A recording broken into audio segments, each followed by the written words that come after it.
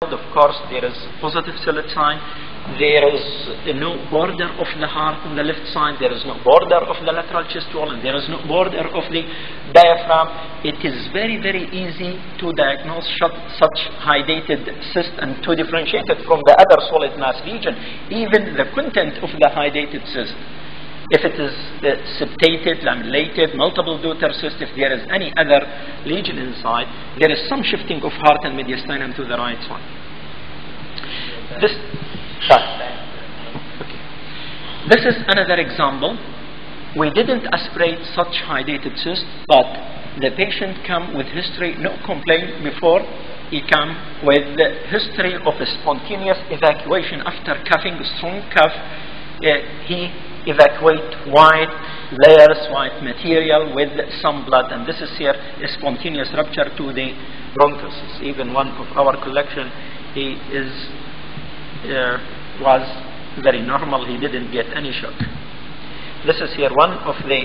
It's not appear very well in the posterior anterior view, but very well in the lateral view, and we can see that is close to the sternum. And such can be puncture, but of course with a lot of risk in the lung, as you know. This is here another. This is here another cyst. Of course, both pictures are different. It's not for the same patient. We diagnosed by the first picture that this was hydatid cyst because by ultrasound we discovered multiple hydatid cysts in the liver, and there was infiltration to the supradiaphragmatic space. The other one is even evacuated hydatid cyst. This is here multiple hydatid cysts proved by ultrasound. We found more than one cyst. Really, it's not just the 3 on the right side and the 3 on the left side. There was more than 9 cysts in both sides. We discovered that by ultrasound. This is here. We thought in the beginning that this is Bancost tumor. By ultrasound, the examination was just simple hydatid cyst. The hydatid cyst appear typically like that, and such cyst can be aspirated even with the symptoms without a lot of complication. It will be easier and much simple if it is without symptoms. This is here another picture. I'm sorry, it is not very clear from our collection. And those are differential diagnosis of a cyst which appear like cyst. This is here choledochal cyst. Very clear that is connected with the biliary tree, and sometime we found the stone inside, and there is no double or triple layers.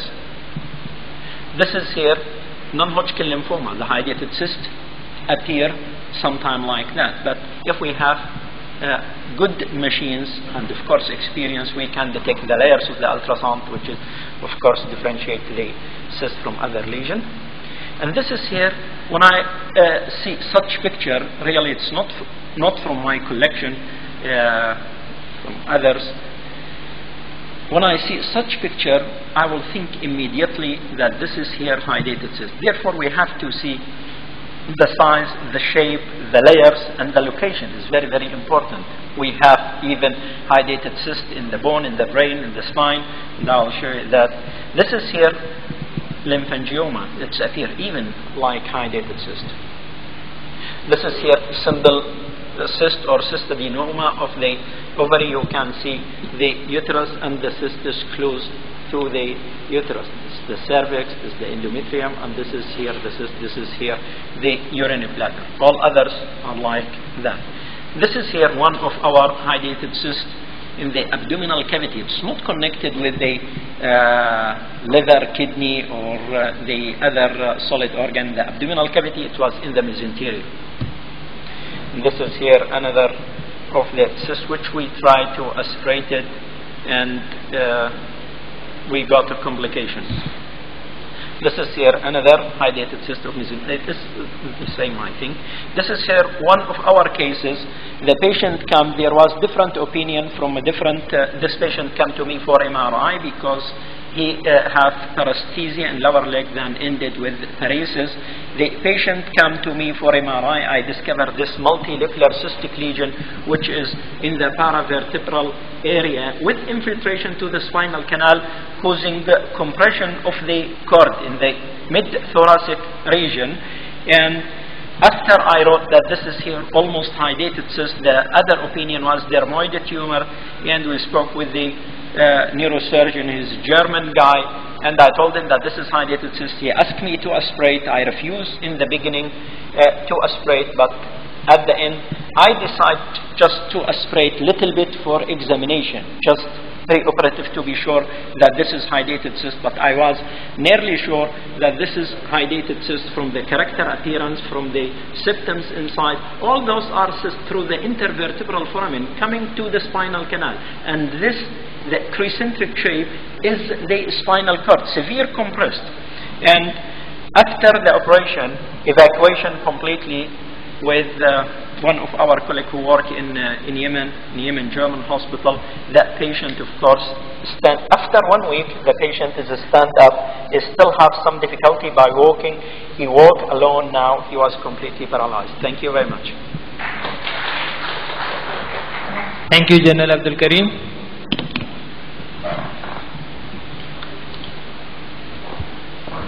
Any questions?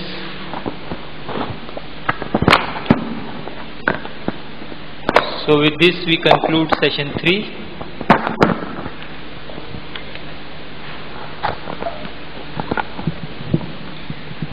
Now this is our 4th and last session, Indo-Pak radiologist and the MI fraternity session. The chairman of this session is Professor Dr. Safdar Ali Malik, and moderator is Dr. Nasir Hamid. Please, Professor Saf, come to the stage. Thank you.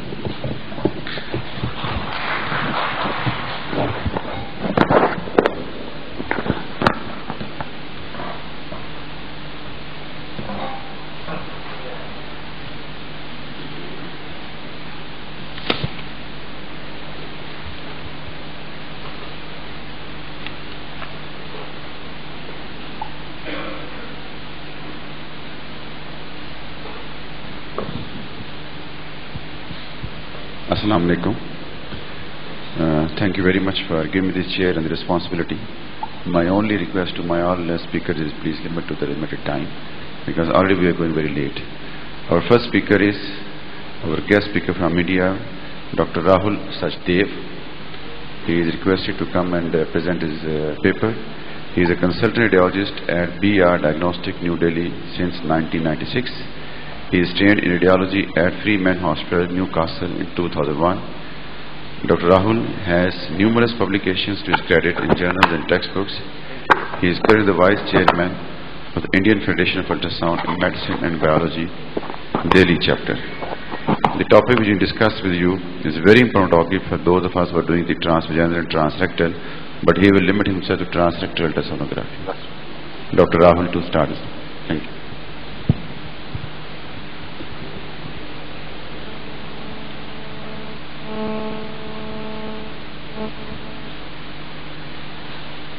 Thanks us for giving me this opportunity. It's always a pleasure to be in Lahore. I believe that everybody would be, of course, doing the ultrasound of the prostate. But are many people into the transrectal ultrasound of the prostate?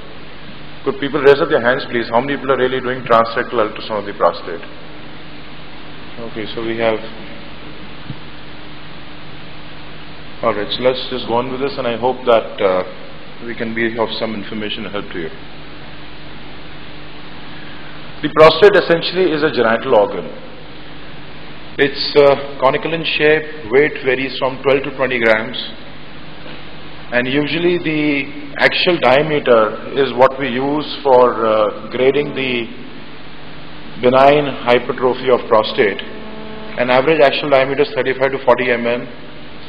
Another important point of the prostate is that the capsule is extremely ill-defined. As we go into the talk, we'll realize the emphasis of these points.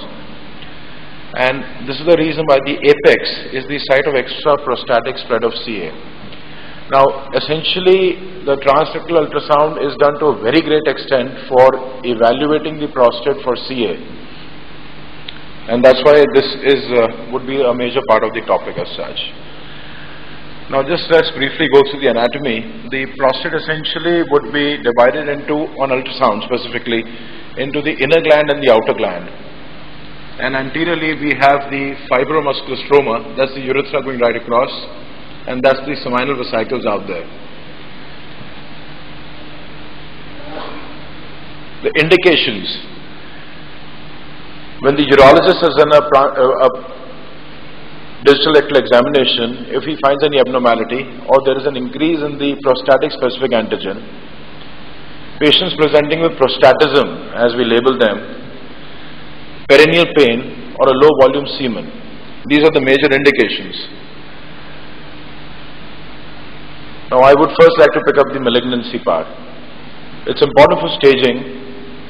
We would like to evaluate on B-mode and color Doppler and biopsies and the PSA component.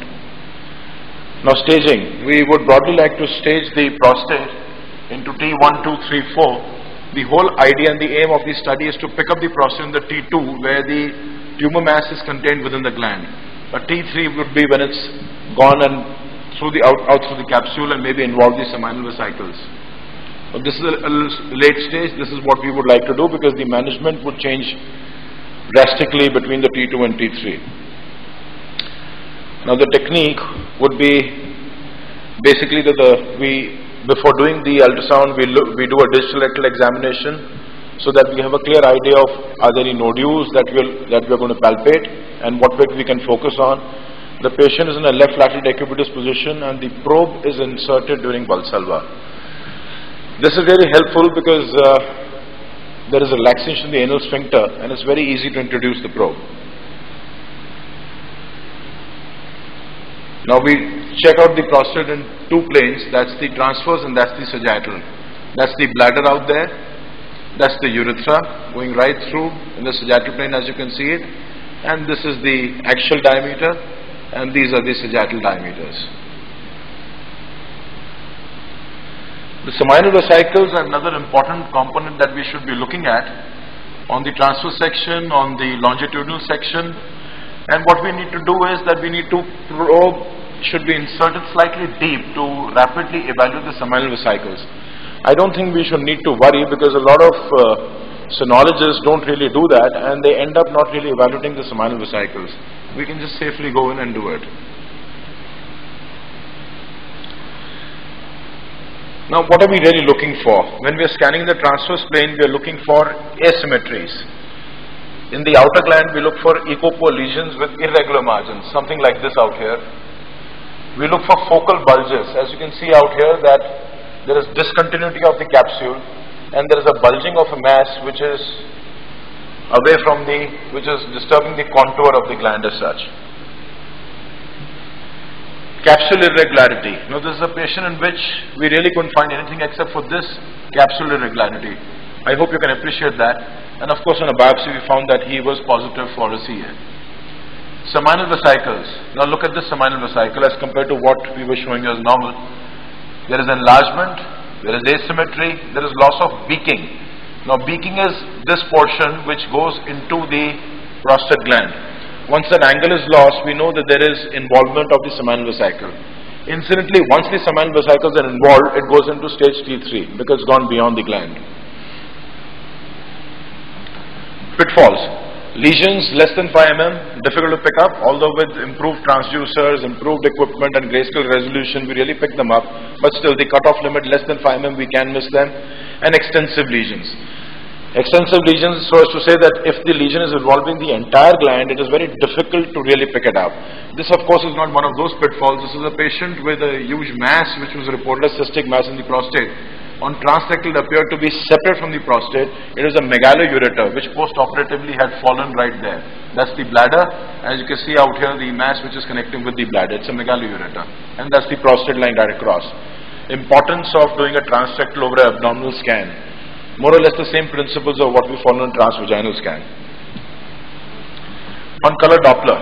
Now essentially the prostate is supplied by the prostatic artery which gives out branches which are the urethral arteries.